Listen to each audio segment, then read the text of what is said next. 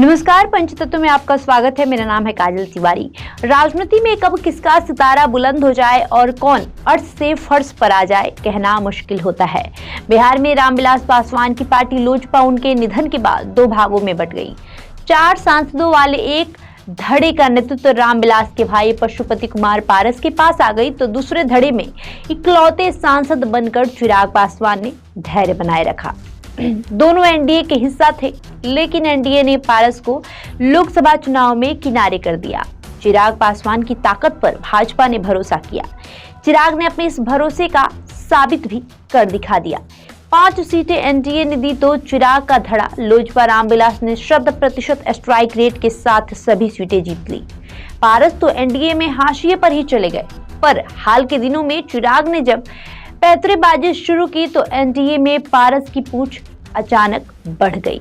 भाजपा के बिहार प्रदेश अध्यक्ष अचानक एक दिन पशुपति कुमार पारस के दफ्तर पहुंच गए। दोनों के बीच क्या बातचीत हुई ये किसी ने नहीं बताया, लेकिन सियासी हलके में इस खबर पर तमाम तरह के अटकलें लगना शुरू हो गया। अटकलों को और हवा तब मिली जब पारस अपने भतीजे पूर्व सांसद प्रिंस राज के साथ केंद्रीय गृह मंत्री अमित शाह से दिल्ली में मुलाकात करने पहुंच गए।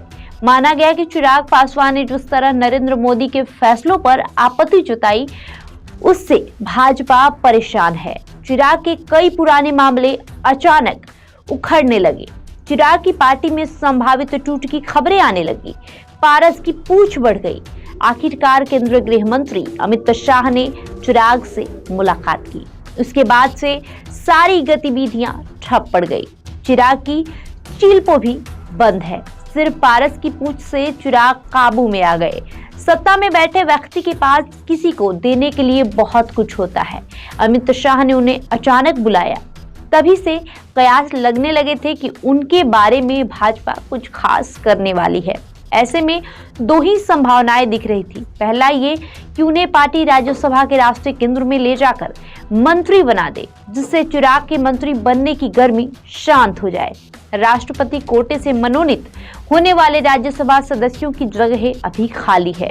दूसरा अनुमान ये लगाया जा रहा था कि भाजपा उन्हें कहीं का राज्यपाल बना दे, ताकि बिहार के दलित वोट थोक भाव एनडीए के खेमे में आ जाए। इससे ये भी संदेश जाएगा कि पारस का राजनीतिक भविष्य अभी खत्म नहीं हुआ है। संभव है कि चिराग की तरह पारस के राज्यपाल बनने पर भतीजे प्रिंस राज पार्टी की बागडोर संभाले।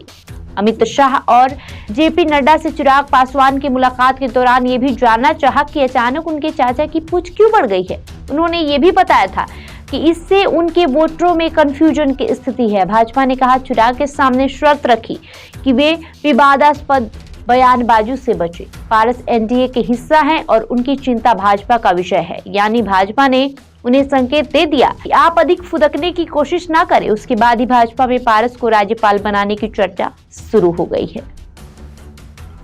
बहरहाल देखने वाली बात ये होगी कि आगामी दिनों में होता क्या है। खैर, आपका इस खबर पे जो भी राय है हमें कमेंट बॉक्स में लिखकर जरूर बताएं। धन्यवाद।